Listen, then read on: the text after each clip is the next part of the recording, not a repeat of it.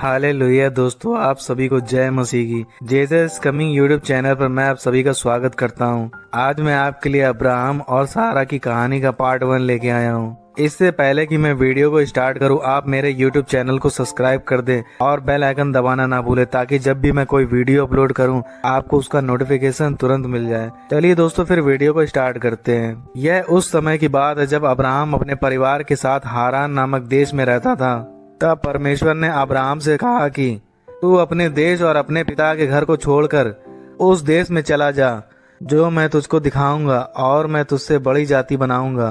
तुझे आशीष दूंगा और तुझे महान करूंगा। तू आशीष मूल होगा। तब अब्राहम अपनी पत्नी सारा और भतीजे लूत को लेकर निकल गया। जब अब्राहम हारान से निकला था तब उसकी उम्र 75 साल थी। हारान देश से निकलकर वे कनान देश में आए। तब यहोवा ने अब्राहम से कहा कि यह देश मैं तेरे वंश को दूंगा, और उसने यहोवा के लिए वेदी बनाई और यहोवा से प्रार्थना की। आगे हम देखते हैं दोस्तों कि अब्राहम और लूत के चरवाहों के बीच झगड़ा हो गया। अब्राहम और लूत अलग अलग हो गए और लूत सदोम और अमोरा के नगरों में रहने लगा। और परमेश्वर ने अब्राहम से कहा कि जिस स्थान पर तू खड़ा है वह मैं तेरे वंश और तुझे दे दूंगा, और मैं तेरे वंश को पृथ्वी की धूल के किनकों के समान करूंगा। तब अब्राहम वहां से निकलकर हेब्रोन आ गया और वहां रहने लगा। जब सारा ने देखा कि वह बच्चे पैदा करने में असमर्थ है, तब उसने अब्राहम से कहा कि यहोवा ने तो मेरी कोख बंद कर रखी है, इसलिए मैं तुझसे विनती करती हूँ कि तू मेरी दासी के पास जा। संभव है कि उसके द्वारा मेरा घर बस जाए। तब सारा ने अपनी मिस्री दासी हाजिरा को अब्राहम को दे दिया। तब हाजिरा उसकी पत्नी हुई और वह गर्भवती हुई। तब हाजिरा सारा को तुच्छ समझने लगी। तब सारा ने यह बात अब्राहम को बताई। तो अब्राहम ने सारा से कहा कि तेरी दासी तेरे वश में है, जैसा तुझे अच्छा लगे वैसा कर। तब सारा हाजिरा को दुख देने लगी, जिस वजह से हाजिरा सारा के पास से भाग गई। तब परमेश्वर के दूत ने हाजिरा को दर्शन देकर कहा कि अपनी स्वामिनी के पास वापस लौट जा, क्योंकि मैं तेरे वंश को बहुत बढ़ाऊंगा। तू गर्भवती है और तू एक पुत्र जनेगी, और तू उसका नाम इस्माइल रखना। तब हाजिरा स्वर्गदूत की बात मानकर सारा के पास वापस आ गई। उसने एक पुत्र को जन्म दिया, जिसका नाम उसने इस्माइल रखा। आगे हम देखते हैं दोस्तों कि जब अब्राहम 99 वर्ष का हुआ, तब परमेश्वर ने उसको दर्शन देकर कहा कि तू सभी जातियों का मूल पिता होगा, परंतु अब से तेरा नाम अब्राम ना होगा बल्कि अब्राहम होगा। मैं तुझे आशीष दूंगा और तुझे अत्यंत बढ़ाऊंगा, और तेरे बाद तेरे वंश का भी परमेश्वर रहूंगा। तेरे वंश के लोग जो घर में पैदा होंगे और जो परदेसी रूपा लेकर मोल लिए जाएंगे, ये सब पुरुष जब 8 दिन के हो जाएंगे तब उनका खतना किया जाए। परमेश्वर ने अब्राहम से यह भी कहा कि ये जो तेरी पत्नी सारे है उसको सारे ना कहना, इसका नाम सारा होगा। मैं उसको आशीष दूंगा और उसको तेरे द्वारा एक पुत्र दूंगा कि वह जाति जाति की मूल माता हो जाएगी। तब अब्राहम परमेश्वर से कहने लगा कि क्या 100 वर्ष के पुरुष से भी संतान होगी, और सारा जो 99 वर्ष की है पुत्र जनेगी।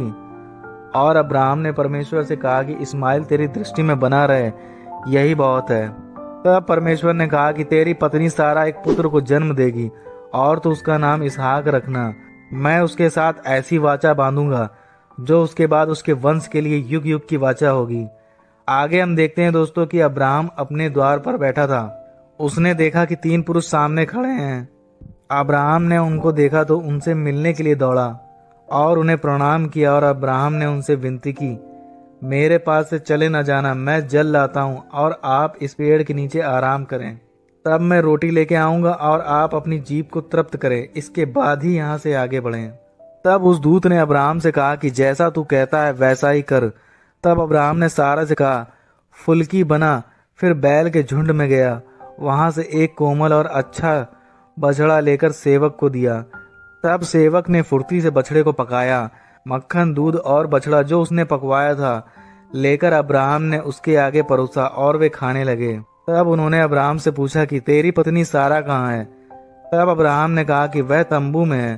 तब उस दूत ने उससे कहा कि मैं फिर तेरे पास आऊंगा और तेरी पत्नी सारा को एक पुत्र उत्पन्न होगा।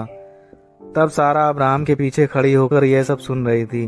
सारा और अब्राहम दोनों बूढ़े थे। तब सारा मन ही मन हंसकर कहने लगी कि मैं और मेरा पति बूढ़ा है, क्या मुझे ये सुख प्राप्त होगा?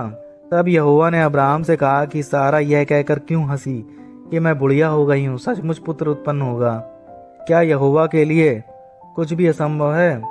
मैं वसंत ऋतु में तेरे पास आऊंगा और सारा को एक पुत्र उत्पन्न होगा। तब सारा डर गई और कहने लगी कि मैं नहीं हंसी। तब उन्होंने कहा कि नहीं, तू हंसी है। तब वे दूत वहां से सदोम की ओर चले गए। तब यहोवा के वचन के अनुसार सारा गर्भवती हुई और सारा को एक पुत्र उत्पन्न हुआ और अब्राहम ने अपने पुत्र का नाम इसहाक रखा।